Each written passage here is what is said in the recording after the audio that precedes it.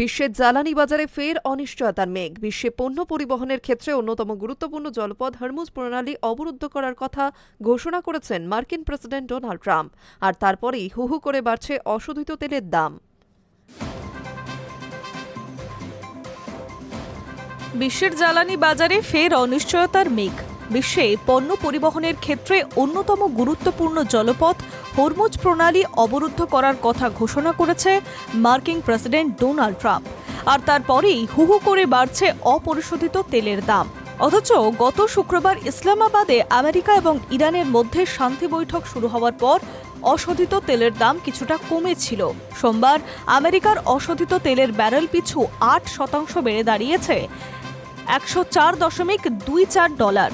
অশোধিত তেলের ব্রেন্ট ক্রুড ব্যারেলের প্রতি দাম 7% বেড়ে হয়েছে $102.29। পশ্চিম এশিয়ার যুদ্ধ শুরু হওয়ার আগে এক ব্যারেল অশোধিত তেলের দাম $70 আশেপাশে ছিল। একসময় তা বেড়ে হয়েছিল $119 পর্যন্ত।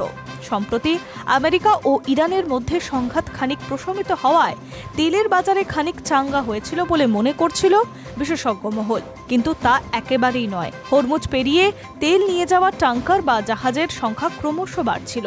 কিন্তু শান্তি বৈঠক সম্পূর্ণ না হওয়ায় ট্রাম্পের হরমুজ অবরোধের ঘোষণায় আবার জ্বালানি সরবরাহ ক্ষতিগ্রস্ত হতে পারে বলে আশঙ্কা করা হচ্ছে। ট্রাম্পের নির্দেশের পর আমেরিকার সেন্ট্রাল কমান্ড সমাজ মাধ্যমে একটি বিবৃতি দিয়ে জানিয়েছে, হরমুজ অবরোধ নিরপেক্ষভাবে সকল দেশের ওপরেই প্রয়োগ করা হবে। যে সমস্ত জাহাজ ইরানের কোনো না কোনো বন্দরে প্রবেশ করার চেষ্টা করবে বা সেখান থেকে বেরিয়ে আসার চেষ্টা করবে সেগুলিকেই আটকানো হবে। আরব উপসাগর বা ওমান উপসাগরের ইরানি বন্দরগুলির ক্ষেত্রে এই নির্দেশ প্রযোজ্য হবে। তবে ইরানের বন্দরের সঙ্গে কোনো যোগাযোগ না রেখে যে জাহাজগুলি হরমুজ দিয়ে যাতায়াত করবে তাদের বাধা দেবে না মার্কিন সেনা। তাদের জলপথে যাতায়াতের স্বাধীনতায় হস্তক্ষেপ করা হবে। আংশিক অবরোধের কথা বলা হলেও তেল পরিবহনকারী সংস্থাগুলির আশঙ্কা কাটছে না। সংস্থাগুলির বক্তব্য, হরমুজ আংশিকভাবে অবরুদ্ধ হলে জাহাজগুলির তুলনায় অনেক বেশি সময় নিয়ে গন্তব্যে পৌঁছাবে। এর ফলে পরিবহনের খরচা বাড়বে, তেমনই নিরাপত্তাগত ঝুঁকিও রয়েছে। কারণ কৌশলগত কারণেই এই সংকীর্ণ প্রণালীর ওপরে নিজেদের নিয়ন্ত্রণ আলগা করতে চাইছে না ইরান। আবার মার্কিন অবরোধের বিরুদ্ধে পাল্টা সামরিক পদক্ষেপ গ্রহণ করছে ইরান।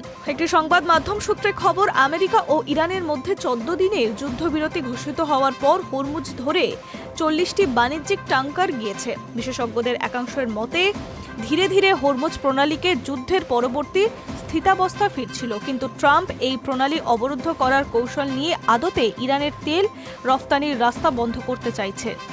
ইরান প্রতিদিন গোটা বিশ্বে 20 লক্ষ ব্যারেলের তেল রফতানি করে। এই তেলের সিংহভাগ হরমুজ পেরিয়ে বিভিন্ন দেশে পৌঁছায়।